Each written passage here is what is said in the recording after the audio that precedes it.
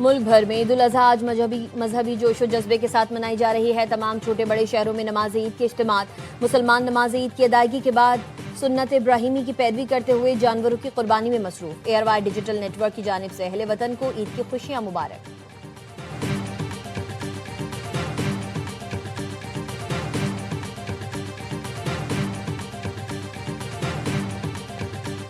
صدر آصف علی زرداری اور وزیر اعظم شہباز شریف کی اہل وطن اور امت مسلمہ کو عید الاضحیٰ کی مبارکباد۔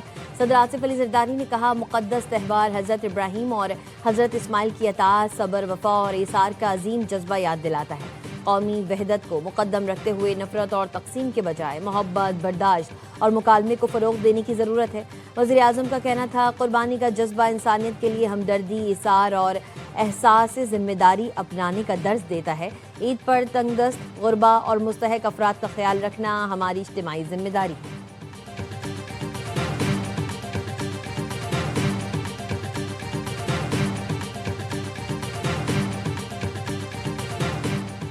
مسلح افواج کی قیادت کا عید الاضحیٰ پر خصوصی پیغام۔ فیلڈ مارشل سید عاصم منیر کی قوم کو عید الاضحیٰ کی مبارکباد۔ ISPR نے بتایا ہے، naval chief admiral Naveed Ashraf اور air chief marshal Zaheer Ahmed Babar Sidhu نے بھی قوم کو عید الاضحیٰ کی مبارکباد دی۔ مسلح افواج نے شہداء، قانون نافذ کرنے والے اداروں اور شہریوں کو خراج تحسین پیش کیا۔ مسلح افواج کی قیادت نے اپنے پیغام میں کہا ہے، قوم کی قربانی اور استقامت وطن کے دفاع کی مضبوط علامت ہے۔ عید الاضحیٰ قربانی، ایمان اور قومی یکجہتی کی علامت ہے۔ پاکستان کی خود مختاری اور سلامتی کا تحفظ ہر حال میں یقینی بنائیں گے۔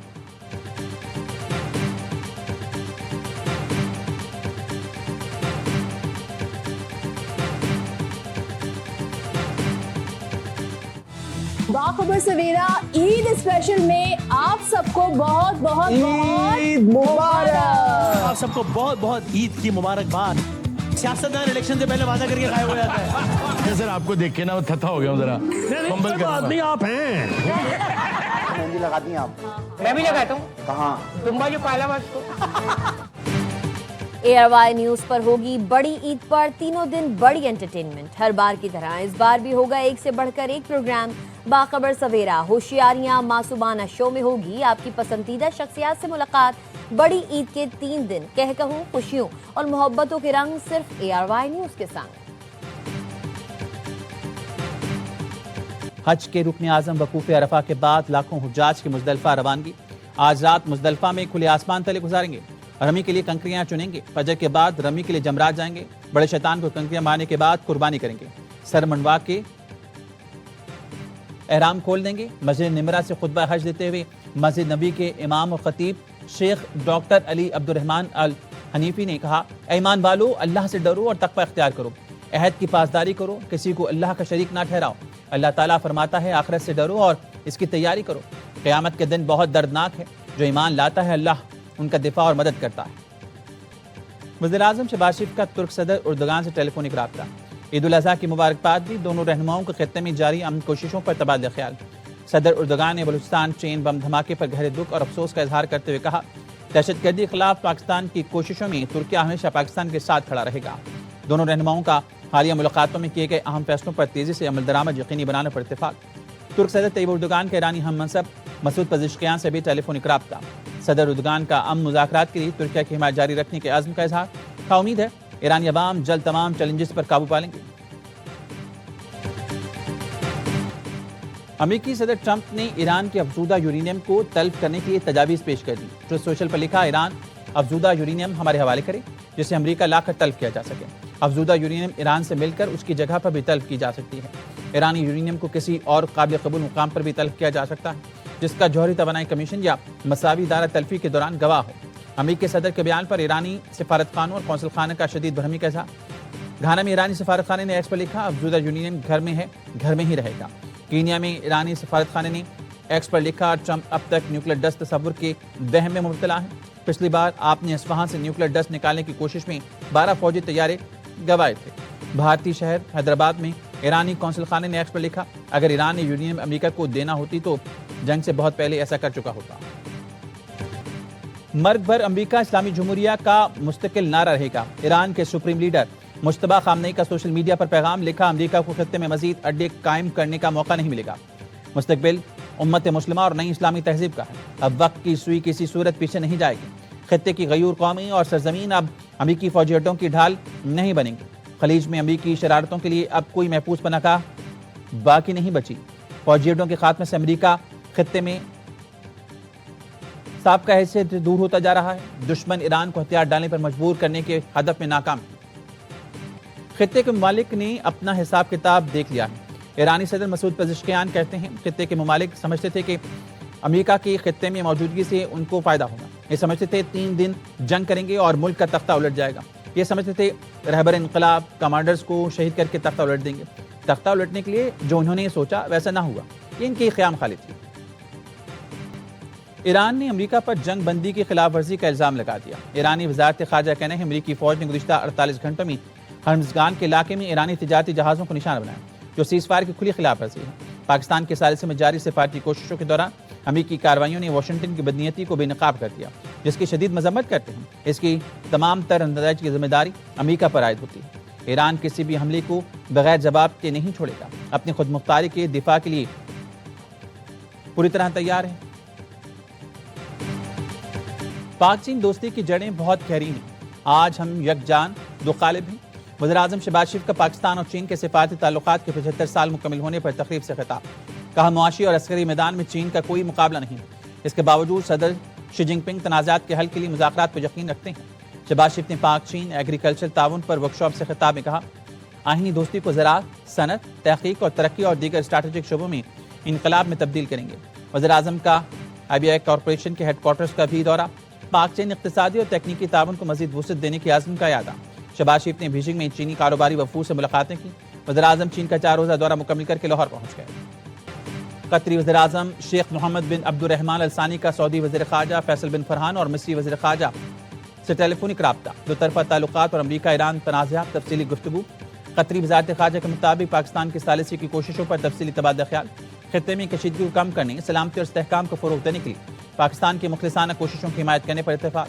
قطری وزیراعظم نے زور دیا کہ تمام فریقین کے لیے موجودہ ثالثی کی کوششوں کا مثبت جواب دینا انتہائی ضروری ہے۔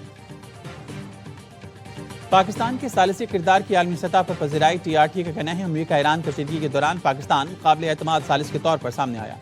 فیلڈ مارشل عاصم منیر کے ثالثی اور سفارتی کردار نے پاکستان کی علاقائی اہمیت کو نئی تقویت دی۔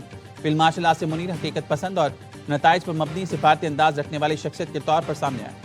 ان کی سفارتکاری تشہیر کے بجائے خاموش روابط اور بیک چینل ڈپلومیسی پر مبنی ہے۔ مشکل حالات میں بھی امریکہ ایران کے درمیان روابط کا سلسلہ برقرار رکھا۔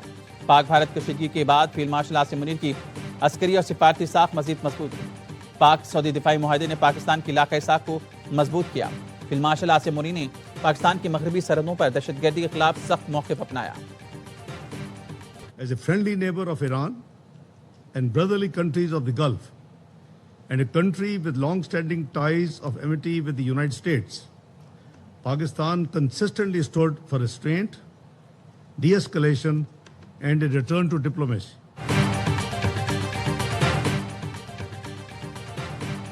پاکستان دیرینہ تنازعات کے پرام حل کا حامی ہے۔ مشرق وسطیٰ میں حالیہ کشیدگی میں پاکستان نے مذاکرات کی اہمیت پر زور دیا۔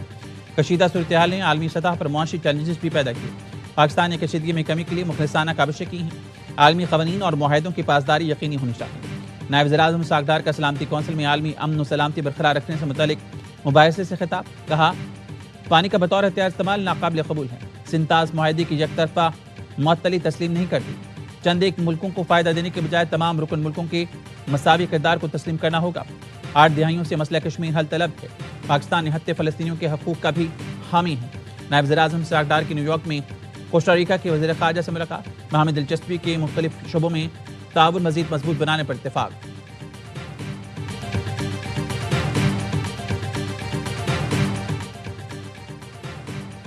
ہرنائی کے علاقے میں نامعلوم افراد کی فائرنگ، جاں بحق افراد کی تعداد 5 ہو گئی۔ نامعلوم مسلح افراد ناکہ لگا کر شہریوں کے شناختی کارڈ چیک کر رہے تھے۔ شہریوں کے احتجاج پر مسلح افراد نے فائرنگ کر دی۔ فائرنگ کے واقعے میں 4 افراد جاں بحق، 4 شدید زخمی ہوئے۔ چوتھا زخمی اسپتال میں دوران علاج دم توڑ گیا۔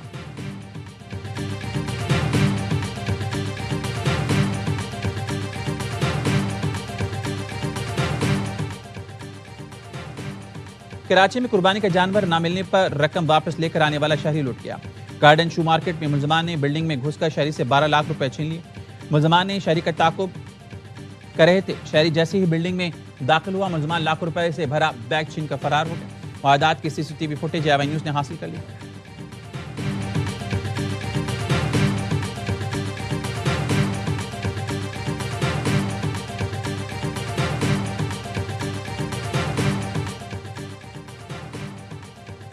کراچی کلاک ناز آباد نمبر 3 میں گھر کے باہر سے قربانی کا بیل چوری ہو گیا۔ اکیلا ملزم کیسے آیا اور بیل کھول کر لے گیا؟ CCTV فوٹیج AY نیوز نے حاصل کر لی۔ فوٹیج میں چور کا چہرہ واضح طور پر دیکھا جا سکتا ہے۔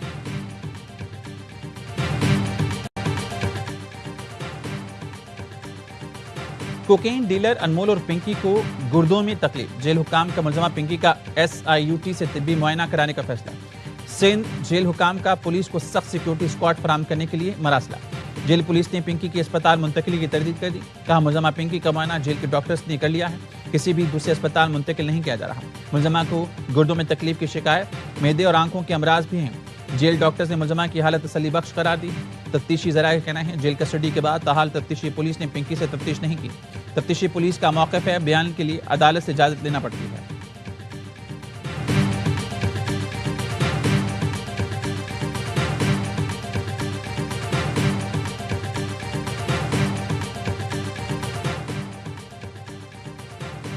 پنجاب کے مختلف علاقوں میں زلزلہ، جہلم اور اطراف کے علاقوں میں زلزلے کے جھٹکے۔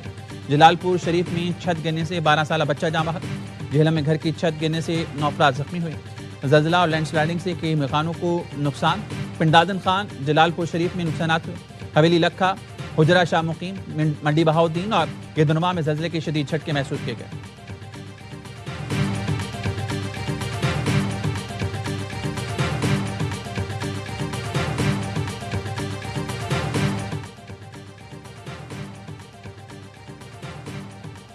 وزیراعلیٰ پنجاب سے ایشین انفراسٹرکچر انویسٹمنٹ بینک کے چیف انویسٹمنٹ آفیسر کی ملاقات، باہمی دلچسپی کے امور اور ادارہ جاتی تعاون بڑھانے پر تبادلہ خیال۔ مریم نواز نے کہا باکو اربن فورم میں پنجاب حکومت کی اپنی چھت اپنا گھر پروگرام کو سراہا گیا۔ پنجاب کے ہر حصے میں الیکٹرک بس اور ای بائک پروگرام کامیابی سے جاری ہے۔ پنجاب نئے شہری طرز حکمرانی کے ماڈل کی طرف بڑھ رہا ہے۔ صاف پانی، صحت اور بہترین ٹرانسپورٹ سسٹم پنجاب حکومت کی اولین ترجیح ہے۔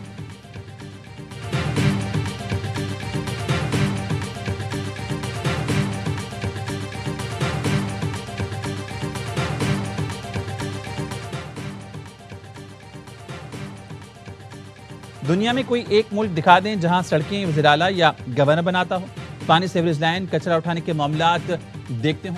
صوبائی حکومتوں کا کام کچرا اٹھانا نہیں۔